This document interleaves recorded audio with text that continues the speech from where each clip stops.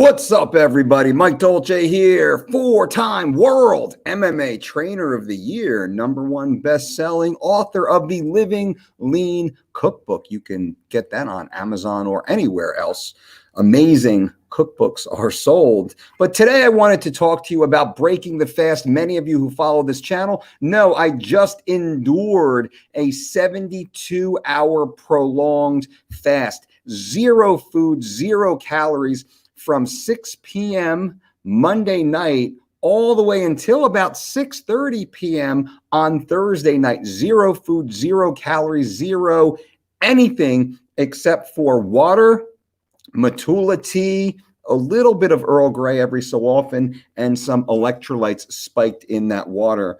So now this video is about how did I break that fast? I'm going to film another video later on today about my findings. What exactly happened? What did it do to my body? What did I weigh before and after? How did it affect my training? Was I able to continue my normal lifestyle? How I was at home even. There's a lot of takeaways for here, and also further details into who may benefit from an extended fast and who should definitely stay away. But now let me share with you, how did I break the fast? I will say one thing.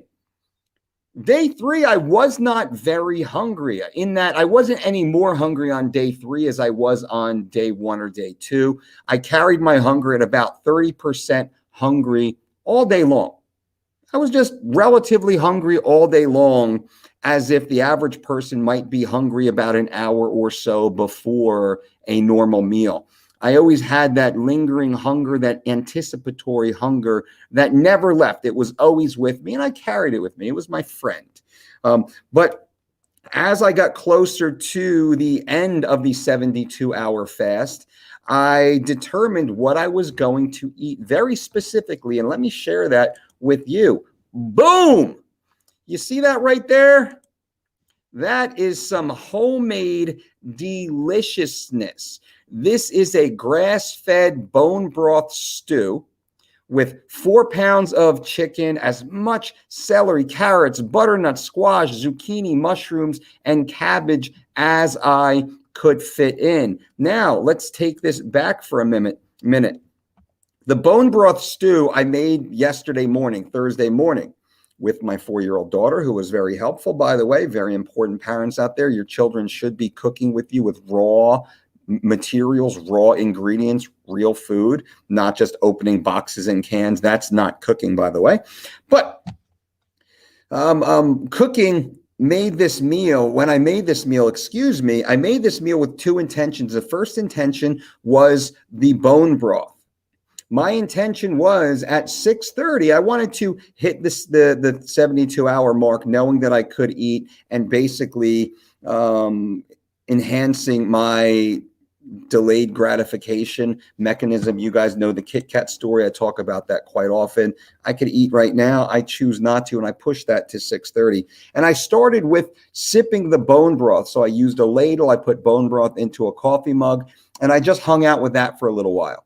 I sipped on the bone broth. I allowed that to slowly enter my system, and I enjoyed that. I experienced that. I took the time to really feel my digestive system processing that, which was important. I was managing the data on how I felt, and I felt a little uncomfortable at first. The first 15 minutes or so was uncomfortable. I wouldn't say painful, but it didn't feel as good as my mind had built it up to be. It felt a little uncomfortable. Now, as that discomfort went away, I had a second cup of bone broth. I mean, a coffee cup, right? And just slowly sipping on it like you would sip on a cup of tea with your grandmother. After about 30 minutes or so of doing that, right around 7 o'clock, I had my first food. I started to chew on the actual food inside the bone broth stew. And it was slow going. Just like I do with the athletes when we rehydrate them post weigh-in. We eat a coffee cup of food that is highly digestible, and then we wait 15 minutes after we finish to determine how are we digesting this? How is your body reacting and responding to this? And that's what I did. I slowly scaled in coffee cups that were more broth, less bulk matter, then medium broth, medium bulk matter, then more bulk matter by the third cup, which would actually be the fifth cup if we consider the 2 cups of bone broth beforehand. I was able to slowly scale my way back into that. And my appetite neither went up nor down. I was always still kind of hungry, but not overly hungry. I wasn't ravenous. Now, I had odd cravings for like potato chips here and there. Although I was well salted, I kept my sodium sky high.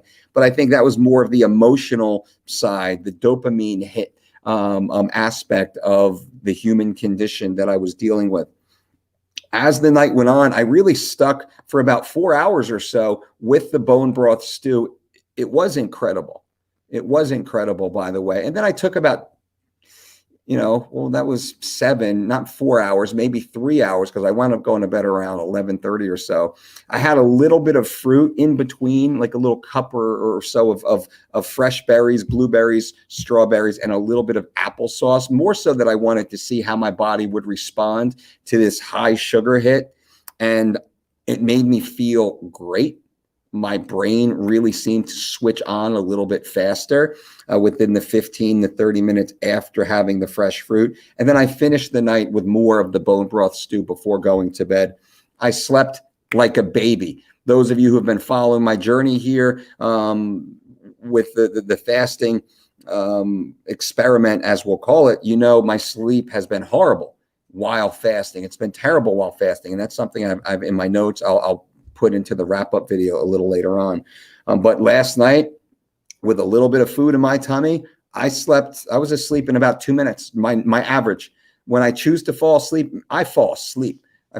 I never had a problem really until this fasting thing kicked in. And with that, life is good. So I'm back. I'm fully fed. I'm fully hydrated. Now, I asked you guys, and leave comments below, and I left a poll inside the community tab, the poll in there. So those of you who understand YouTube, go and answer the poll. I want to continue on with another fasting experiment for you guys.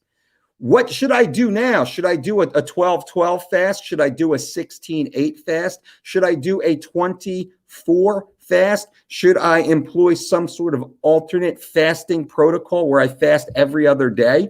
So leave comments below. What do you think? I'm going to continue on with this a little bit. I'm actually working on more content for you that's around this, and I want to build deeper levels of metrics. I just got my blood work done. I'm gonna do a few fun things here for you guys. Also, body composition and strength, which I've been hitting benchmarks, over the last few weeks. It just really worked out well for me to put this type of content together for you guys. But leave comments below. Should I just F it and not do the stupid fasting stuff anymore? Should I do the 12-12, the 16-8, the 24, the AFD fasting, or some sort of hybrid? Definitely leave it below. The OMAD, the TUMAD, whatever that might be. And much of it is silliness. I will say that, not being dismissive of some benefits of fasting for some people some of the time, but much of the pop culture fascination with autophagy through some of these lame fasting protocols is just nonsense, just like much of the keto cult is nonsense, like much of the carnivore cult is nonsense, like much of the vegan cult, to be fair, is nonsense. And what I wanted to do is provide you with the most honest, actionable, and evidence-based information, and suffer for your entertainment and information. If you haven't yet, I do ask you, give this video a thumbs up. I definitely appreciate that. We're trying to get back into the algorithm, and you guys can make that happen through engaging with us here. I will keep doing my best to provide you the most valuable, honest information on YouTube. And until next time, boom!